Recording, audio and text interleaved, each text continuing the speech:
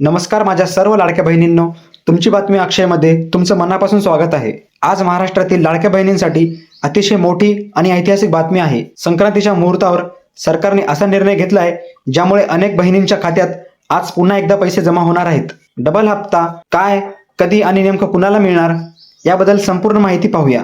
माझ्या लाडक्या बहिणींनो, कालपासून डिसेंबर महिन्याचा हप्ता काही जिल्ह्यांमध्ये जमा होण्यास सुरुवात झाली होती। ज्या लाडक्या बहिणींना काल 1500 रुपये जमा झाले त्यांच्यासाठी आणखी एक मोठी खुशखबर आहे।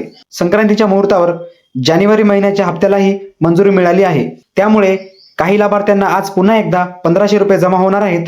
म्हणजेच काही बहिणींना एकूण 3000 रुपये मिळण्याची शक्यता आहे। ही माहिती स्वतः मुख्यमंत्र्यांनी पत्रकाराशी संवाद साधताना दिली आहे। चला आता आपण पाहूया आज जाहीर झालेले 12 नवीन जिल्हे।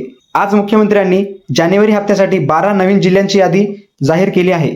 या 12 जिल्ह्यांमध्ये मराठवाड्यातील 2 जिल्हे, अमरावती विभागातील 2 जिल्हे, पुणे विभागातील 2 जिल्हे, नाशिक विभागातील 2 जिल्हे तसेच इतर विभागातील जिल्ह्यांचा समावेश आहे। जर तुमचा जिल्हा या यादीत असेल तर आजच जानेवारीचा हप्ता खात्यात जमा होण्याची 100% शक्यता आहे। आता आपण पाहूया SMS येईल का। माझ्या लाडक्या बहिणींनो, काही बहिणींना डिसेंबरचा SMS आणि जानेवारीचा SMS असे दोन्ही मेसेज येऊ शकतात। ज्या बहिणींना अजूनही डिसेंबरचा हप्ता मिळाला नव्हता त्यांना डिसेंबर आणि जानेवारी एकत्र मिळून 3000 रुपये मिळण्याची शक्यता आहे। पण लक्षात ठेवा, सगळ्यांना पैसे मिळणार नाहीत। मुख्यमंत्र्यांनी असे देखील स्पष्ट केले आहे की सर्व लाडक्या बहिणींना जानेवारीचा हप्ता मिळणार नाही, कारण डिसेंबर आणि जानेवारी हप्त्यासाठी काही अटी लागू करण्यात आल्या आहेत। माझ्या लाडक्या बहिणींनो, या 8 बँकांमध्ये हप्ता जमा होणार नाही। सरकारने निर्णय घेतला आहे की 8 ठराविक बँकांमधील खात्यांमध्ये डिसेंबरचा हप्ता आणि जानेवारीचा हप्ता कोणत्याही हप्ता जमा केला जाणार नाही। म्हणजेच जर तुमचे खाते या बँकांपैकी एखादा असेल तर सध्या पैसे येणार नाहीत। आता आपण पाहूया काल 1500 रुपये का मिळाले नाहीत। हा प्रश्न अनेक बहिणींनी विचारला आहे। याचं कारण मुख्यमंत्र्यांनी स्पष्ट केलं असून त्यामागे 3 मोठ्या चुका आहेत। आता आपण पाहूया लाडकी बहीण योजनेतील 3 मोठ्या चुका।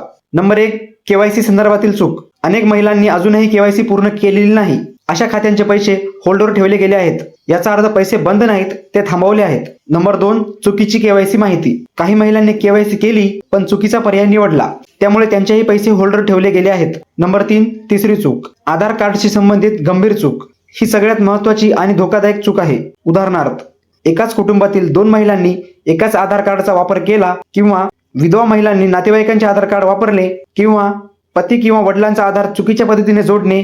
अशा प्रकारांमध्ये नोव्हेंबर, डिसेंबर, जानेवारी तिन्ही हप्ते थांबवण्यात आले आहेत। आता यावर उपाय काय आहेत? आता या सर्वांवर उपाय काय आहे ते पाहूया। सध्या KYC दुरुस्तीची लिंक सुरू नाही, पण अंगणवाडी सेविकामार्फत व्हेरिफिकेशन होणार आहे। पुढील काळात अर्ज दुरुस्तीची प्रक्रिया पुन्हा सुरू होण्याची शक्यता आहे। तोपर्यंत तुमची KYC प्रिंट तपासा, आधार बँक लिंक आहे का ते चेक करा। कोणतीही चुकीची माहिती आढळल्यास लक्षात ठेवा। आता आपण पाहूया निवडणुका आणि हप्त्यांचा संबंध। माझ्या लाडक्या बहिणींनो, राज्यात जिल्हा परिषद, पंचायत समिती आणि नगरपंचायत निवडणुका जाहीर झाल्या आहेत। 6 फेब्रुवारीला मतदान होईल, 7 फेब्रुवारीला निकाल लागेल। याच पार्श्वभूमीवर सरकारकडून हप्त्यांचे वाटप सुरू आहे।